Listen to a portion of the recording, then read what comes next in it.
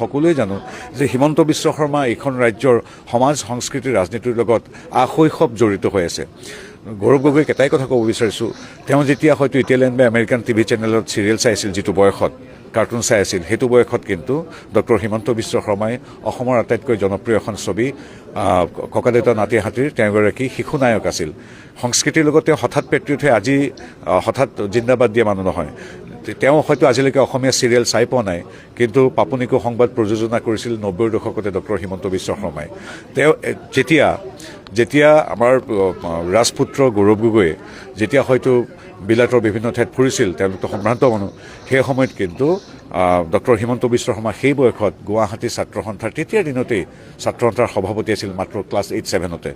গতিকে কটন কলেজৰ দৰে এখন ঐতিহাসিক ঐতিহ্যমণ্ডিত কলেজৰ 3বাৰৰ তেখেতে এগৰাকী সাধাৰণ সম্পাদক, অসম তথা উত্তৰ পূৰ্বাঞ্চলৰ এগৰাকী অন্যতম শ্ৰেষ্ঠ তাৰ্কিক। মই আগৰ কথা কৈ আছোঁ, পৰৱৰ্তী সময়ত মন্ত্ৰী হৈ তেখেতে কি কাম কৰিছে, আজিৰ তাৰিখত দুৰ্নীতিবিহীনভাৱে চাকৰি দিয়াৰ প্ৰক্ৰিয়া, কংগ্ৰেছত থকা সময়তো আনকি কংগ্ৰেছৰ বিৰুদ্ধে গৈ তেখেতে যিবিলাক আমাৰ টেট শিক্ষকৰ পৰা আজিৰ 1,46,000 চাকৰি পৰ্যন্ত সকলোবিলাকতে দুৰ্নীতিবিহীনভাৱে যুৱক যুৱতীক চাকৰি দিয়া হিমন্ত বিশ্ব শৰ্মাক হুইজ হিমন্ত বিশ্ব শৰ্মা বুলি কোৱা গৌৰৱ গগৈ মনত পেলাওক যে তেওঁৰ পিতৃৰ পৰম শ্ৰদ্ধেয় স্বৰ্গগত প্ৰয়াত তৰুণ গগৈৰ দিনত কিন্তু চাকৰি বজাৰ বহিছিল। আজি সেই APSCৰ কেলেংকাৰী নায়কবিলাক জেলত আছে।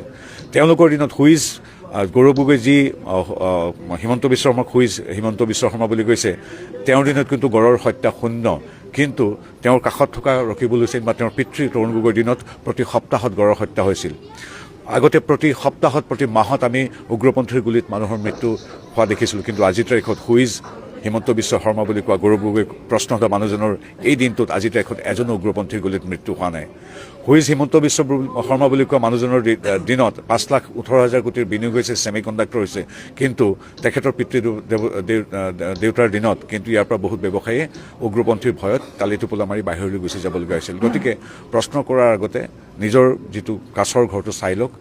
তাৰ বিপৰীতে অসমবাসী বুলি নহয়, সমগ্ৰ ভাৰতবাসীয়ে ডক্টৰ হিমন্ত বিশ্ব শৰ্মাক অন্যতম এগৰাকী কাৰ্যক্ষম, কাৰ্যদক্ষ, সমৰ্পিত মুখ্যমন্ত্ৰী ৰূপে স্বীকৃতি দিছে।